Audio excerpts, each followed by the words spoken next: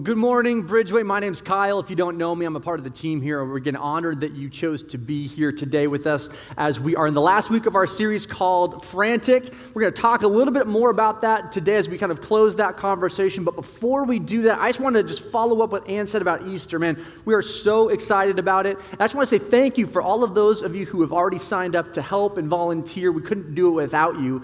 But there's really something that everyone here can do, whether you're serving in that capacity or not. When you came in today, or certainly when you go out, you should receive one of these packets of invite cards to the service. And if you'll notice, if you already have them, there's 3 cards in there, and there's a reason why we gave you 3, not 50, right? I'm sure many of you would like 50. But what we want you to do is we want you to take these cards, and we want you to think about 3 individuals in your life. We talk about having a 1, so maybe if you know what that means, maybe giving it to your 1, giving it to a barista at your local establishment or someone else, and just letting them know about what's happening this Easter at BridgeWay. It's going to be an incredible service. They're going to ultimately hear about the good news of Jesus Christ, which everyone, ourselves included, need to be continually reminded of and celebrate. So help us get the word out with these invite cards. Also, you can tell, we got these cool new shirts. Someone today said, well, hey, what event are we promoting? I'm like, well, we're promoting BridgeWay. I don't know. They're cool shirts. So if you want, pick up a shirt and then walk around town with it and talk to people about why you're excited about BridgeWay. And it gives us an opportunity really to be a church without walls, to get outside of here and to talk about what Jesus is doing in your life and to talk about what he's doing here in this church. Because I don't know about you, I'm really excited about it. Maybe I'm the only one. Yay, let's do something positive. Who here is excited? Yeah, there we go. Sorry, yeah, I'm like, we should frame that in a positive light as opposed to a negative one. Anyways, well, today we are in the final week of this series called Frantic, and if you've been here, I've been super challenged by it. Just because I'm the one giving this information does not mean I'm being challenged with it. Just think about it. You only have to hear it for 30 minutes a week. I have to spend 20 hours thinking about this stuff all week. So I've been challenged by what we're talking about. I believe that God's been using it to kind of show some areas in my life where I need to make some adjustments, and I hope that that's been the case with you. But today we're gonna come to a conclusion here, and I think it's a great spot where we're going to leave off today, because I think what we're talking about today in particular is really one of the core issues that we've been getting at this entire series. And one of the biblical principles we're going to look at today is the principle of rest and Sabbath. We're going to talk about what does it mean to have rest and margin in our lives. And I'll just tell you, there are certain times when, as a pastor, you get up on a stage and you can speak with some authority on a subject. I can get up here and I can say, hey, here are God's principles, and not only that, I can tell you that I'm leading the way in this particular issue. Now, when it comes to the question of Sabbath and rest, this is not one of those topics for me. This is an area that I personally have huge struggles in. I have a hard time taking a break and creating rest in my life. I really struggle with this issue, really probably to the degree where I most of the time can put it out of my mind. I would like to say I was struggling with it, but in order to be struggling with it, you kind of actually have to struggle with it. And sometimes I can push this issue out of my mind, and really it's sin, if we're just calling it what it is. I can push it out of my mind to the degree where I'm not even aware of the fact that it's out of whack in my heart. But I'm probably not the only one, or at least I'm hoping that I'm not the only one here today. Because I think as a general rule, our culture struggles with Sabbath, right? I think you could probably trace it back to probably 100 years ago at the end of the 20th century, right? You see the Industrial Revolution kick in, there's mechanization and technology advances, and we start to see more emphasis on productivity and working and producing. And I think over the last century, we can show, and actually you can look at this based on how much people sleep. 100 years ago, people slept between 9.5 and 10 hours a day. Now it's closer to 7. It's just fascinating things that sociologists have discovered. We've started literally taking time that we used to spend resting, and now we spend time working and being kind of on, right? Isn't there that pressure of always being either online or on call or on display? 24 hours a day, 7 days a week. Think about the last time you didn't respond to an email fast enough. How many times your boss says, hey, why didn't you respond to my email? I sent that to you 24 minutes ago. Friends wondering why you haven't texted them back. Am I being ghosted? Am I not being ghosted? Right? There's this pressure to always be on and to never give ourselves any kind of rest. From the moment we wake up, we seem to be consumed with achieving, with getting work done, with getting things done. We seem to always want to be in this constant state of being entertained. If you think about with technology, what it allows us to do is every moment of every day, I can have some music that I like, I can listen to a podcast or a YouTube video. Every moment of my day is taken up by technology and by things. I think what it really shows is that our culture has an aversion to silence. Right? Think about the last time things were truly not just quiet in your life, but absolutely silent and still. I remember years ago I would go bird hunting on the Snake River, which is on the Oregon and Idaho border. And really to call it hunting is probably overstating it. They were more like armed nature walks because I rarely killed anything. I'm a terrible hunter. I have, which, I'm not should we really? Anyways, I was going to go on a whole different tangent on that. I'm not going to do that. But I remember one day we were hunting on the Snake River, and in that part of the country, there are these big hills. There are these rolling hills that were carved by glaciers, and they're these it's really beautiful. But where these hills meet, they would create little draws or little mini valleys, and that's where you would try to go hunt birds, right? So you'd walk in there. But there was something about the geography and the acoustic properties where when you were in these draws, it was the most silent, at least I have ever experienced. It sounds a little bit cliche, but when you were in there, every footfall in the brush felt deafeningly loud. It was really weird. And I remember sitting back and taking a break for a few minutes, and I was aware of the fact that it was absolutely silent. And it was kind of unnerving because as I was sitting there, I discovered that in the silence, when nothing was coming at me, it was very interesting to see what was coming out of me. In that moment, I don't think I've ever been more aware of my interiority, about what was happening on that deep soul kind of level, the deep places in my heart and my life. As I was quiet, I was able to kind of evaluate what was sort of really inside me, again, at that deep soul being kind of level. You know what I'm talking about, right? That Hebrew word we talked about the first week, the high nefesh, that deep part of your being. And it was interesting in that silence, it kind of made me a little bit unnerved about what was coming out of me, if I'm being honest. And I wonder if that's why we want some of those, if we avoid silence, it's because we don't want to be confronted with the reality of our souls. See, I think this idea of Sabbath and rest is truly a gospel issue. Not because by taking a break it makes us saved, but for the moment, let me just tell you, the gospel is a word that we throw around a lot in church, don't we? We say it's the gospel, we're talking about the gospel, we're excited about the gospel, and if you've never heard of the gospel, you're like, I have no idea what that means. But what's interesting is that the word gospel was not originally a Christian term. The word gospel does mean good news, but it was used by the Roman emperors. Now, it's important to realize that Roman emperors were not just elected officials. They were seen as gods. They were seen as godly or sovereign beings. So when this person would come out and they would have a declaration of the Caesar, and they would say, here is the gospel of Caesar. Here is the good news of our sovereign God King, right? That was the way that they thought of the emperor, and they would say whatever they were going to say.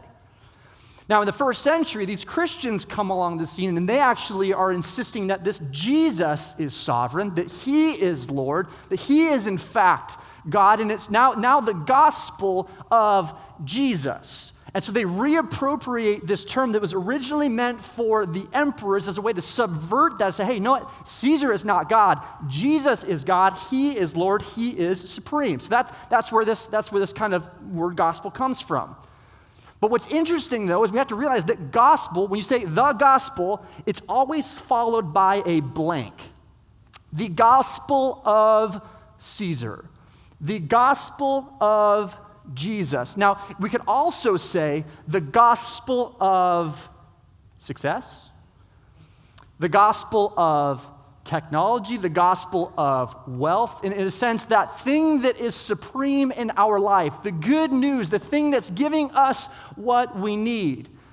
See, what the Christians maintained is that this Jesus was the sovereign, that he ultimately gives us what we need. He is the one who truly provides, not Caesar or not anything else. But gospel, the word gospel is always followed by a blank.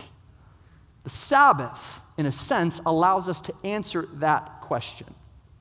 The Sabbath allows us to take a moment to evaluate that deep part of our souls and to ask ourselves, who am I truly relying on?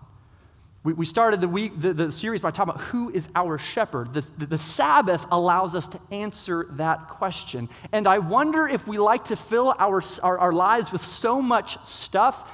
I wonder if we want to do it because either A, we don't know the answer to that question truly and we'd prefer not to, or B, maybe we do know the answer and we don't want to be confronted with that reality either. Where those silent moments when you ask yourselves, who is my shepherd? I wonder if sometimes we want to create lots of environments, lots of noise to keep out that very question. I believe the Sabbath is a gospel issue. And what I want to do today is I want to talk about how we can reclaim the Sabbath, how we can bring into our lives rhythms of rest, of unplugging, creating moments of space and margin and silence so that we can truly be connected to our shepherd. That's been the whole theme of this series. So first of all, we see the principle of Sabbath in the Bible when it's officially instituted. We see this in the book of Exodus. And if you have your Bible, turn with me to Exodus chapter 20. Exodus chapter 20. So it's important to know that before what we're going to see here is we're going to read that in Exodus 20, God gives us the 10 commandments. And you've probably heard about those. You know, there's movies and all of that. Thou shalt not, right? That's the big idea with the 10 commandments. But let's look for a moment at the bigger narrative, what's really happening. So in the book of Exodus, and you all know this because you've been following Art's lead by reading through the Old Testament this year. Yeah, all right, awesome. I love it. So you kind of get where we're going here. In the very beginning of Exodus, it says that the Israelites are in slavery, that the Egyptians have taken the entire nation of Israel captive, that they are using them to work, and they're working them literally to death. Right, the entire civilization of the Egyptians is being built by these Israelite slaves, and God looks at them and he says, this is not just, this is not right, I'm going to deliver them out of slavery. So he calls Moses, right? And if you need a refresher, you could watch the movie, The Prince of Egypt, right? There is a hero. Is that the one? Or you could just read the Bible. I don't know. You could you choose. You want to watch a movie or read the Bible, but it's a great, actually, refresher of the story. But right, we see Moses, he's brought up and he tells Pharaoh, let my people go, and Pharaoh says no, and then eventually the whole thing happens, they get sent out, and that's the big story, right? So the story is that the Israelites are being brought from captivity to the promised land in Canaan. They're brought out of captivity into the promised land. And really the entire Bible, you can make an argument, is really a story of this cycle happening over and over again. God rescuing his people, his Israelites, he brings them into prosperity and he brings them into the promised land. Really, in a sense, the whole picture of the gospel is that this is what's happening to us on a spiritual level. That God is taking us from spiritual death, spiritual slavery to sin and death, and he, through Jesus, is bringing us into a new life, into a promised land, as it were. It's really the entire story of the Bible. And it's really, now that you know that, you'll see it all over the Bible, the exiles and the returns. It's really truly incredible. But let's just think about this from the perspective of the Israelites for a moment. The Israelites for generations have been worked day and night, 7 days a week for many, many hours a day with minimal food and shelter. They've been slaves for generations. Imagine what that would do to your psyche. Now, I think today I want to make an analogy, but before I do that, I want to make sure that all of us understand, first of all, that no one in this room has any concept of what true slavery is. Certainly in our country, we are still feeling the effects of our great national sin, which I believe in America is slavery. And I think it's something we need to continue to remember, that generations ago, millions of people were taken captive from their homelands to come build this country. And we are still experiencing the social and the racial implications of that today. I think it's important that as the church, we realize that and continue to stand against injustice wherever it may show up. But we also have to realize that that's a historical reality that we still have to deal with. We also have to realize, though, that today, as scary as it is, there is still slavery. There is sex slavery that's happening all over the world, including in America. There are people who are economic slaves. This is a reality that some still face, and we recognize that none of us today are probably in that boat. So we recognize that. However, what I want to submit to you today is that you and I, in a sense, in a manner of speaking, can experience a little bit of what it means to never be able to stop, can't we? That feeling of never being able to turn off and to truly take a rest and to say, hey, you know what, I want some space in my life. There's a pressure, there's a societal pressure that keeps us in a type of bondage. We think about the addictions that many of us face, and really addiction is slavery in another word, that we are no longer in control, that this thing has taken power over our lives. And what I also believe, though, is as much as God is in Exodus is bringing the Israelites from slavery to freedom, I believe that he wants you to experience freedom as well. Now, what's really interesting, though, is when you look at this, what's happening in the Exodus story, in Exodus 14, actually, they're coming out of Egypt, they're about to get into the Promised Land, but then there's some people who say, you know what, things are kind of tough in the desert, it's kind of not all we thought would be. What do they say? It would be better if we were back in Egypt. Isn't that kind of a crazy thing? That sometimes we would go back to where we came from instead of going forward into freedom. There's this kind of phenomenon known as Stockholm Syndrome. You've probably heard of it. Sometimes with a victim of kidnapping or a long-term incarceration type of situation, the person who is in captivity develops a fondness for their captor and for the thing that was holding them captive that they want to go back to. It's this really bizarre thing. But what I believe is happening here is that the Israelites and us all struggle with a sort of spiritual Stockholm Syndrome. That there's something about us that as God wants to bring us into freedom, there's a part of us that wants to go backwards into captivity, wants us to go back into spiritual death and slavery as opposed to into freedom. It's this bizarre thing, and look at it, Exodus 14, it happens, and that's what's happening. So what God does is in this moment, in Exodus 20, the Israelites have not yet fully entered into the Promised Land. So he says, hey, in order for you to experience true freedom, in order for you to experience, in a sense, what it means to be truly human, you actually have to realize that freedom is not just the ability to do whatever you want. That's actually not what freedom is. That's anarchy and chaos. Freedom actually, and paradoxically, involves a lot of guidelines. It involves rules. It involves a new way of living, right? This is interesting. Now, so what happens is that God in Exodus 20 speaks to the Israelites, and he gives what we now know as the 10 Commandments. But actually, when he originally gives them, he doesn't say commandments. He usually says, I'm giving you instructions, or I'm giving you these words. I'm giving you a new template to live by that will allow you to experience freedom, that is not an the 10 Commandments aren't about you not doing stuff, and thou shalt not, thou shalt not. It's about, no, you need to change the way that you live, and the way that you relate to the world to experience freedom. We're going to do a whole series on the 10 Commandments one time, because it's really extraordinary what's happening. But let's read together in Exodus 20, and this is starting in verse 1. Then God gave the people all of these instructions, or all of these words. Again, they're not necessarily don'ts, they're not commands, they're instructions. It's a new template to live. I am the Lord, your God, who rescued you from the land of Egypt, the place of your slavery. And again, this is astounding, because this is not just, hey, I'm here to trample your fun. God's saying, no, I loved you. I rescued you. I took the initiative. I'm bringing you out of slavery. It would make sense then to remind the Israelites that I am the Lord, not Pharaoh. I am now the one who's going to provide for you, who wants good things for you, not your former captors. He reminds us of who is providing us the true freedom. So it makes sense when he says, you must not have any other God but me. Again, it makes perfect sense when you think about Pharaoh and where they're coming out of. You must not make for yourself an idol of any kind. Again, idols are caricatures of God that we worship instead of God. You must not misuse the name of the Lord your God. Here's where we're at today. Remember to observe the Sabbath day by keeping it holy. You have 6 days each week for your ordinary work, but the seventh day is a Sabbath day of rest dedicated to the Lord your God. On that day, no one in your household may do any work.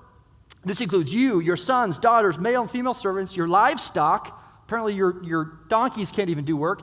Any foreigners living among you, for in 6 days the Lord made the heavens and the earth, the sea, and everything in them. But on the seventh day he rested.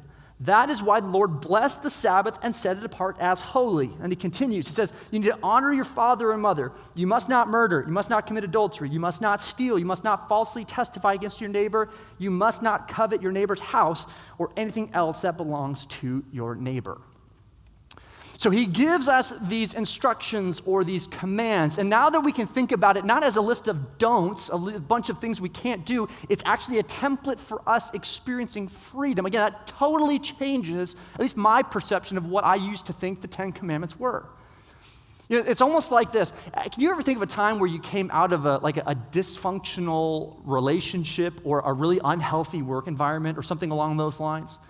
You remember coming out of that situation and realizing that actually what you needed were like things like boundaries, where you realized you needed to create different habits in your life. You needed to stop hanging out with certain people and maybe start hanging out with others, or to say no to certain environments or say yes. It's really, we realize that as we come out of these dysfunctional environments, that we need to reprogram the way that we live and we work and we relate to other people. That's what the Ten Commandments are doing. It doesn't sound like such a bad list of things not to do anymore, does it? So as we see here, this is a template. This is part of the plan that God has for our freedom. Again, freedom, paradoxically, has a lot to do with barriers and boundaries. But in addition to this template, there's a few other things, a few other dimensions of the Sabbath. And it's important to realize that in the Bible, in both the Old and New Testament, the Sabbath is one of the key central preoccupations of the Jewish people. There's many, many facets, and we can't explore all of them today. But I want to give you a few other different dimensions of what the Sabbath is. The first is the Sabbath is a time to rest.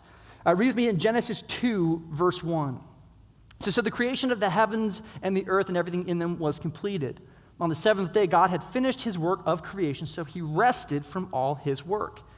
And God blessed the seventh day and declared it holy because it was the day when he rested from all of his work of creation.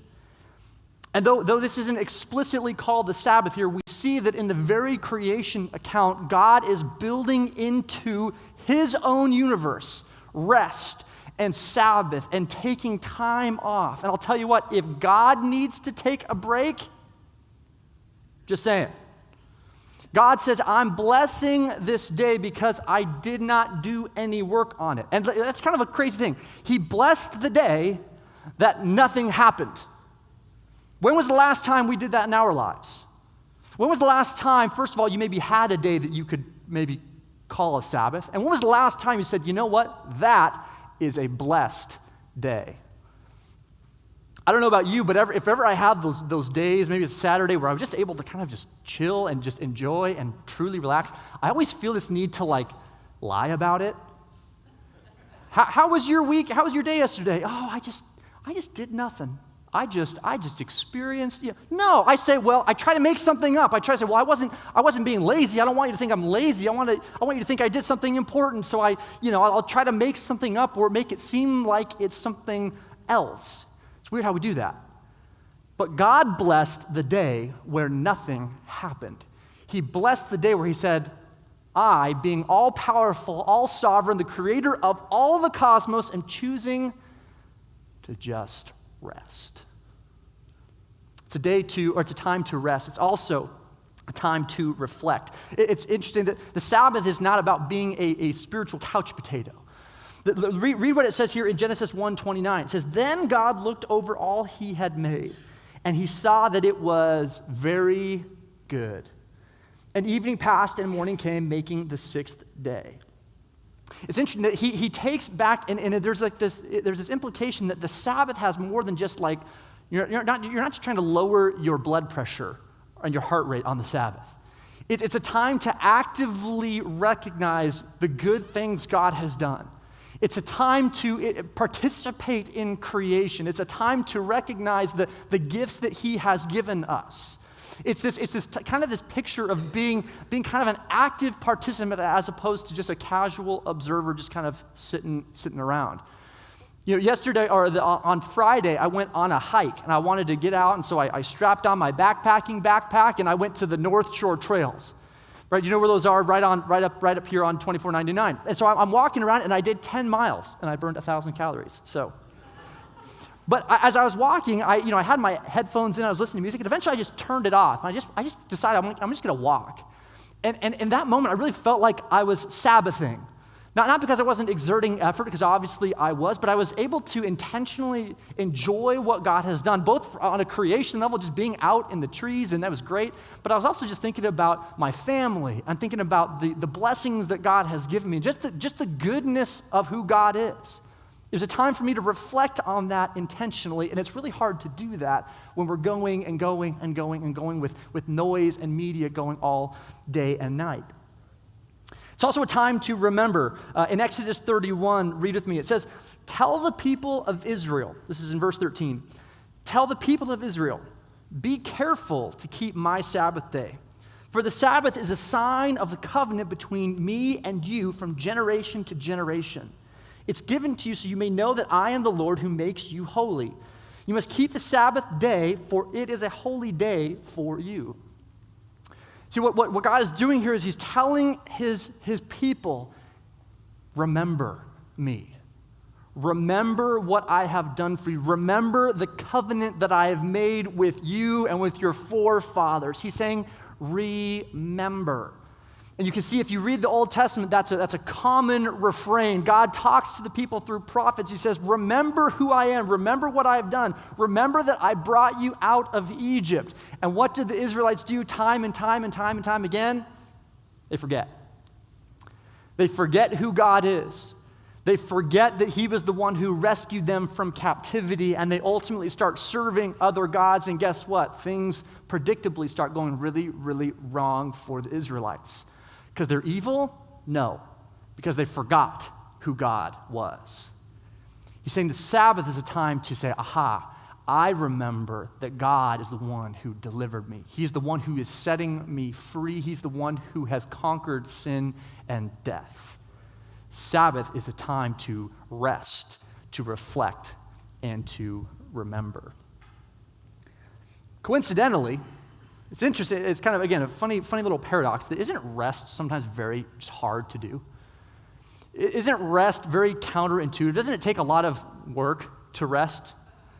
Right? In the ancient Hebrew writings, in the Mishnah, which is sort of these, it's not in the Bible, sort of an extra biblical Jewish writings about Jewish life and how to keep the law. And so what these rabbis would do is they would say, all right, we have the Sabbath, and we know that's a command. So what we're going to do is we're going to try to create other rules to basically keep you from breaking the real rule. So we're going to make other smaller rules to help keep the boundary, right? So to help you. And as it turns out, I love this, they developed 39 subcategories of things you cannot do on the Sabbath, possibly to make it easy to remember. It's a slow burn of a joke. You will get more of that. They created 39 subcategories. What are they? I'm glad you asked.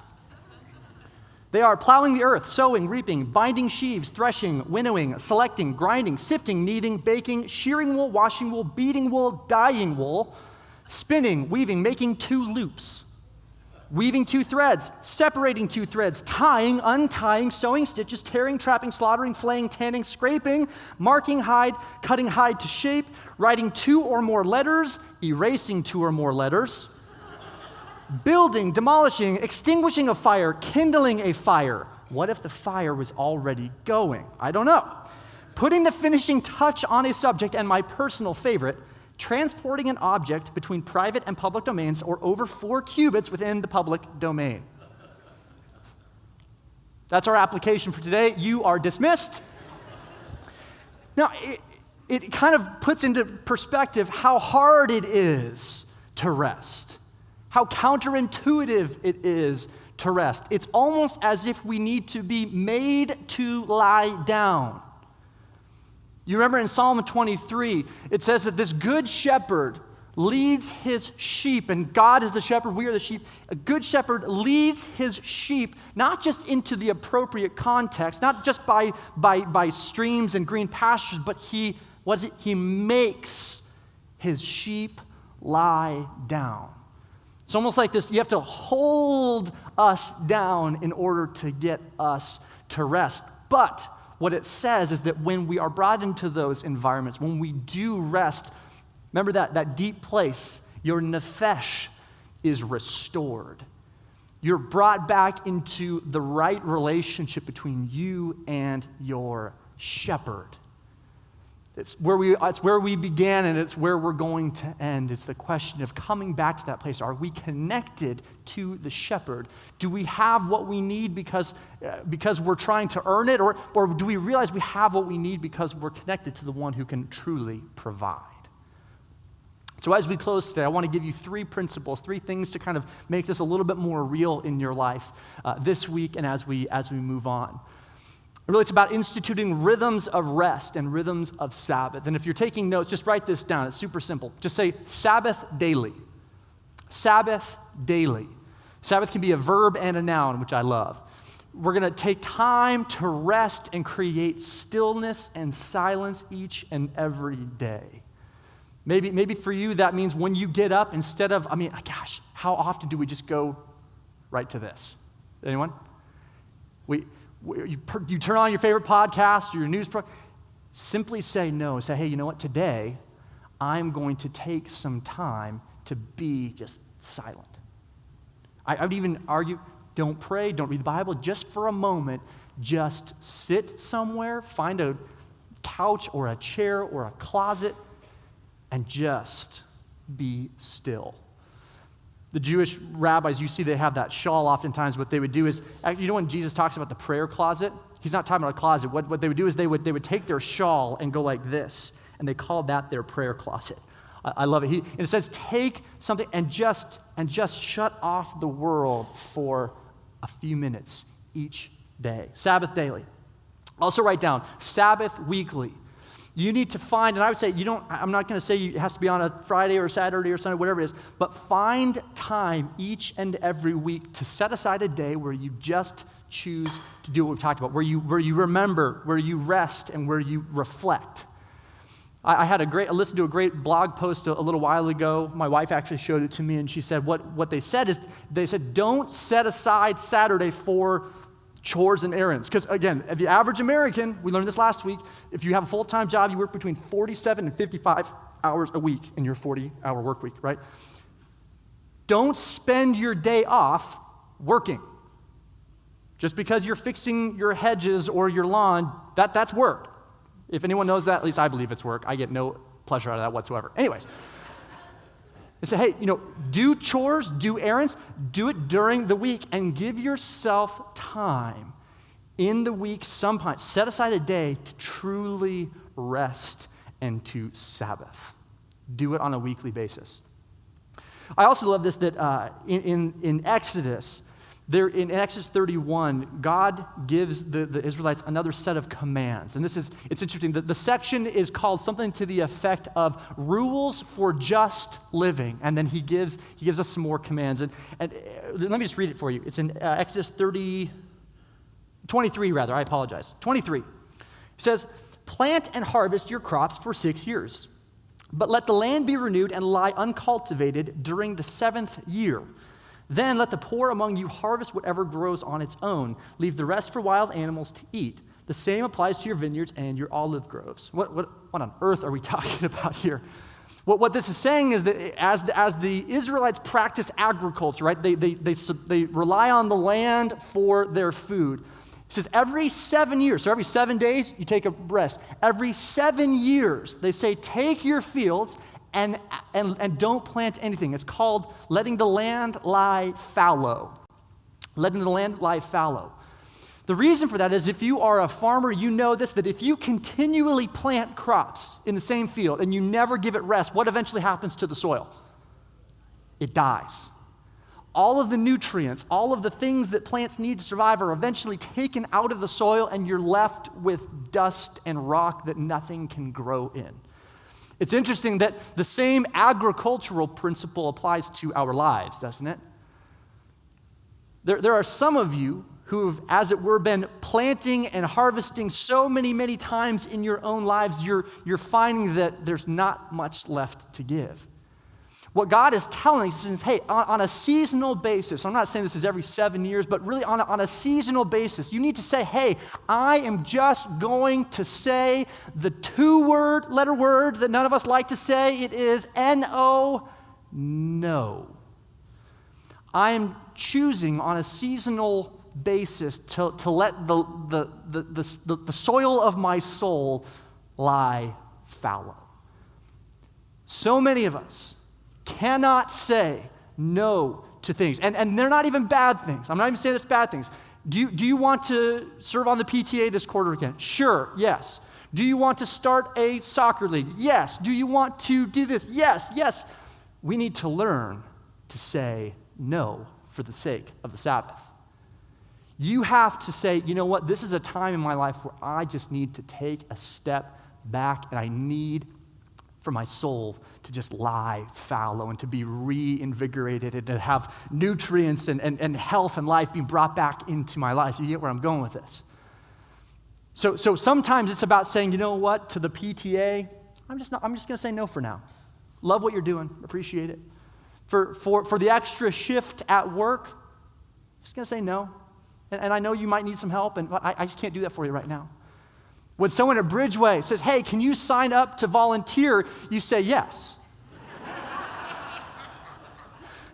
No, let me just say this. If you don't honor your Sabbath, we won't either. If you don't say, hey, I'm going to create some space and some margin and some boundaries, guess what? We're a church where no one else is going to honor your Sabbath if you do not lead the way. You need to be willing to say no and to say, hey, I'm going to take some time because I've got to reconnect with my shepherd. We understand that in a marriage relationship, sometimes, you just have to get away. You have to take a weekend or a week, or man, if you can do longer, do longer. But just to get away with your soulmate, we have to do the same thing with our shepherd. We have to create moments in the day and in the week and in the seasons of our lives to take Sabbath and to rest. Why? It's not because we need more space in our schedules. It's because we need a greater relationship with our shepherd. That's where we began.